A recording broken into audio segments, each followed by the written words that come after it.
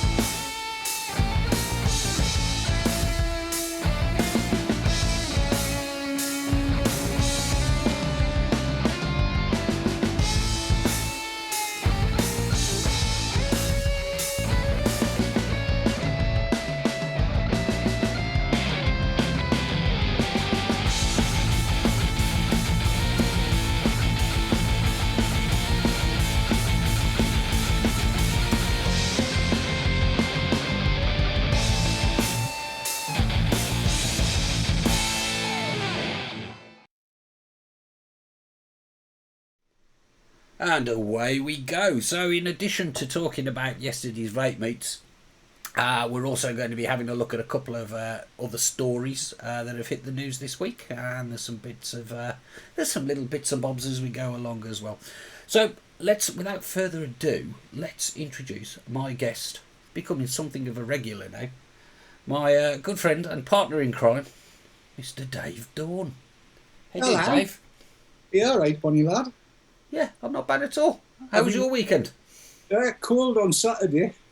Warmed up a little bit later on, but we'll find out about that later. No, it's actually, like yourself, I'm a tad thrilled at what I think was a very successful day, one way or another. And it's not been a bad weekend at all. I think it's safe to say. It genuinely has surpassed my expectations. The number of venues that we hit. Because it was looking like it was going to be good, but you kind of almost expect that some plans won't come off as expected or something like that. But it looks like we hit just about everywhere that we said we were going to hit, and there were a few surprises as well. There's a clip on YouTube. It's in Hungarian, so I won't bother playing it. But a gathering of Hungarian vapors in Budapest, and they were outside. Was it HIR or something? Was the media, the TV station, and they came out and interviewed them, and they made the news and everything. So well done to them. I mean, when you think about it, that is fabulous. That's Hungary. I mean, this was pan-Europe. Germany went crackers as well. They were all over the place. That's what I'm loving about it. Steffi has been filling up that Dropbox folder with photographs of, well, I saw Hanover, Berlin, Dusseldorf. I mean, because they were hoping to hit about 15 cities, I think, or something, weren't they? I suspect they hit a lot. It's just brilliant, isn't it? All from a conversation on VT Talk, not 2 weeks ago. But yeah, well, it was before, 2 or 3 weeks, wasn't it? Yeah. just before Christmas. Yes. Just an idea. A Boom. viewer comes up with an idea, and the whole of Europe jumps on board. And the really, I mean, Steffi's been on Skype today, and can we do it again, Dave? She says. Well, let's make sure that we turn the conversation to that, because while I was in Birmingham yesterday, there were a few ideas on what should we do next, and there were a couple of ideas thrown into the pot there. So let's have that conversation before the end of the show, because I think we've proved that the interest is there. We need to do it, don't we? I think you're absolutely right. I think there's every chance we're going to see Superman on top of the Tyne Bridge, flying a Save Our Eatings banner. It honestly, seriously, I mean... Okay, I haven't got Superman in my VT, and it's not the Tyne Bridge, but it's close. You'll see. We'll see.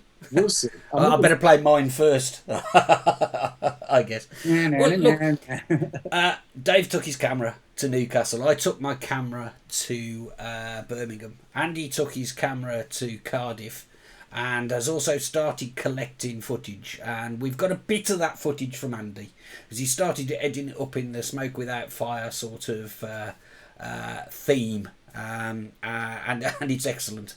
And I think I'm the only one apart from Andy that's seen it so far, and it's well worth it. But I'm going to make you wait for that one. You'll have to put up with mine and Dave's dross before that. Hey.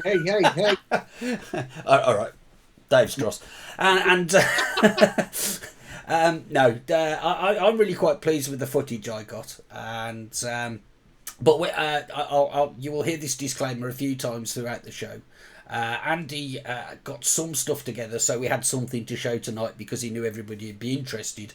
But there's a lot more to come. So when you see Andy's clip later in the show, if you sent something in, it's not on there, don't worry, don't panic. Now is not the time to panic. The shot he sent me is actually called Cut 1. There will be Cut 2, 3, 4, and so on to follow. And he wanted to stress that. Yes, he's good. At the moment, he's got a Dyson set to suck all this stuff down. Indeed. And there's some rather large files. I mean, I've seen tonight two people asking about 1 gigabyte files to transfer to Andy, and it takes time, and it is the weekend, and he's got to edit it all and what have you. But it's a damn good start that we've got to show you. It's worth hanging on till the end of the show for, definitely. But what we'll do, I'll start with mine. Because it took me ages. I have to say, just going to do my own critique on this. Some of the sound quality is not as good as it might be. There was a lot of traffic noise outside the mailbox in Birmingham yesterday. But it's good, it's audible. The people that are talking, you can hear them speak. And sadly, I did an interview with Phil Bennion, the Lib Dem MEP for the West Midlands, and I loused it up. And when I got home, the footage wasn't there, and I'm absolutely gutted about that. So I'll have to see if I can track Phil down and grab him another time, because he was brilliant. He was so supportive.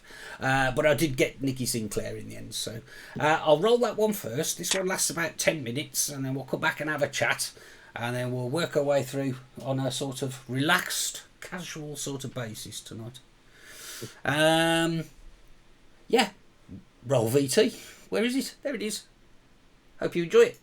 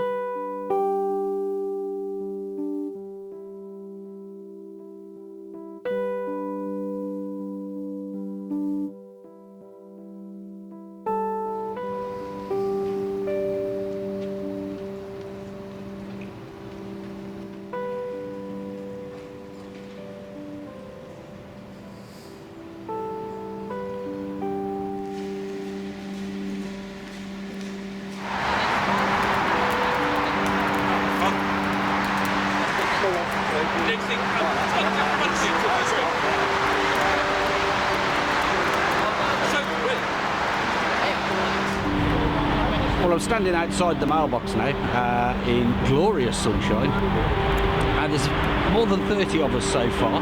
It's just about 11 o'clock now. There's people still arriving. we're getting some funny looks off security guards. I'm not sure how much longer they're going to let us film and carry on here. And we're just hopefully awaiting a call from inside the building from Radio West Midlands, who are going to be talking to Vapor Trails TV's very own Davey Malik. So I'll keep you posted.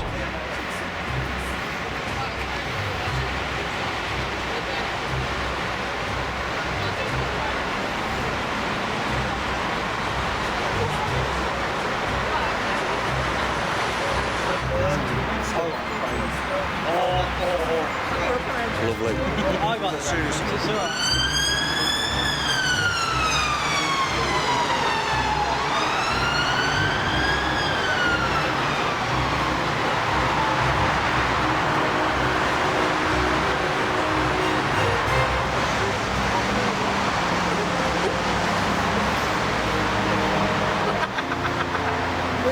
Mr. Malik, hide that boom pole. Unless you're going to vape it. Yeah. Could try vaping it. That'd make one hell of a mark, wouldn't it? It'd be a bit warmer. Yeah, but I mean, at least it's dry. Hey there, guys.